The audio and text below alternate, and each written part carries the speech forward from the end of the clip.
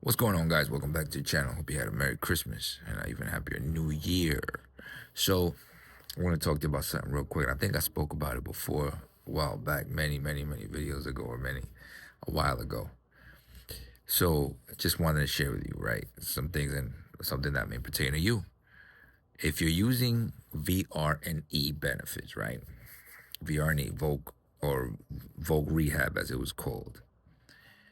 You're using it probably for either your associates or for your bachelor's degree. That's what I'm using it for. And I'm here done with my bachelor's. Now, the question of the year is, can you use it for your master's and doctorates? Now, I'm trying to go for a master's. Now, I understand that Voc Rehab is not like the GIbill, even though it does pay you. I think it's better than the GIbill, but it does pay you BAH and all that, right? But Voc Rehab, the difference between Voc Rehab or what Voc Rehab is to help you be employed, gainfully employed, in an employment that doesn't exacerbate, bother your service-connected disabilities, right?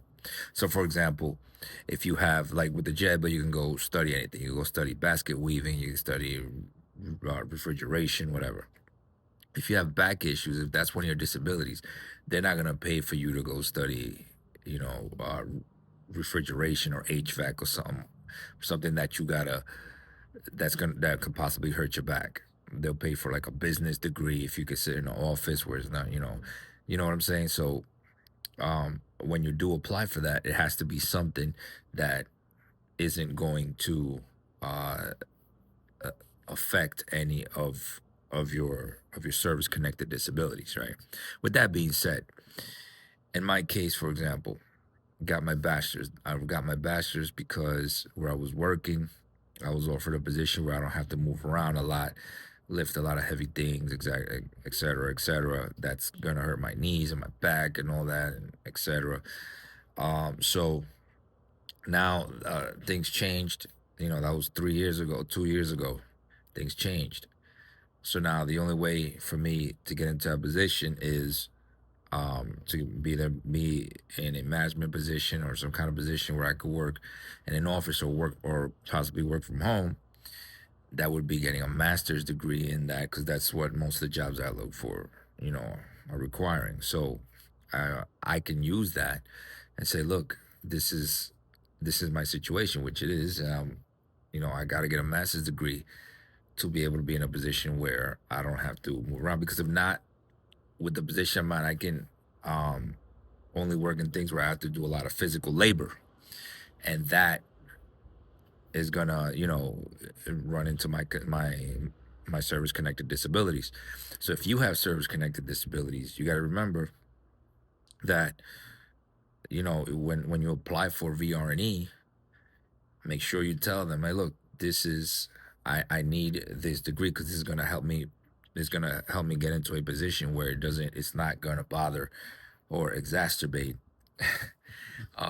my service connected disabilities. They love that word. I don't know why. Exacerbate. So, and it's the same way for your master's degree, because a lot of people think, nah, you can't get your master's with a VR&E. It's a little harder to get it for them to approve it, but it is approvable. Now I have an appointment in January. Hopefully it goes well. I'll let you guys know how that goes in January, to talk about my master's. And I've been telling my counsel the whole time, I was like, I think I need to get my master's. I need to get my master's. I need to get my master's. Then I finally filled out the form for VR&E, and you can find it on the VA website. Just put VR&E. I don't remember the exact it's VA form 2 something, whatever it is, 9 whatever. Anyway, it'll say VR&E, for vocational rehab. Just put Voc Rehab form on Google search and it'll come out. And I filled that out and I faxed it, emailed it, snail mailed it. I don't play around. I send them. They have no reason to say that they didn't receive anything from me. They always receive whatever I send them.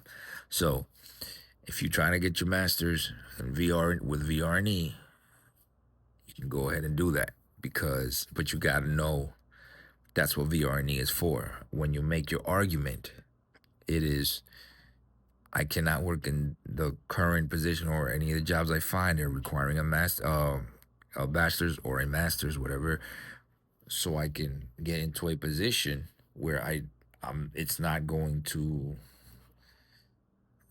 affect my disabilities or bother my disabilities. You know what I mean?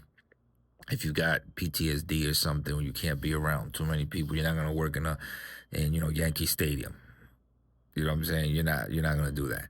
If you got back problems or whatever, where you're not gonna work as a telephone pole um uh tech or something like that, climbing ladders and things like the poles, whatever, because it's gonna hurt you, or lifting heavy stuff. So you gotta look at what you can do that is not going to bother or exacerbate your conditions. But you can use it to get your master's. But again, you have to use that. That's the basis of it. They want to know why should we pay for your school? Why should we pay for your school? Well, because this bothers my condition, and it exacerbates this and that, and I can't work, I can't be employed. They will pay you BAH. They'll buy you tools and materials for whatever profession it is. And then you get like 2 months of BAH after to look for a job. So with those two, you get 2 months of extra BAH. If you go on campus, it'll be full BAH. If you go online, like I did, then you'll get partial BAH. It all depends on the area you're in, all right? Anyway, that's all I got. Don't forget to like, subscribe, follow me on social media. I'll see you on the next move.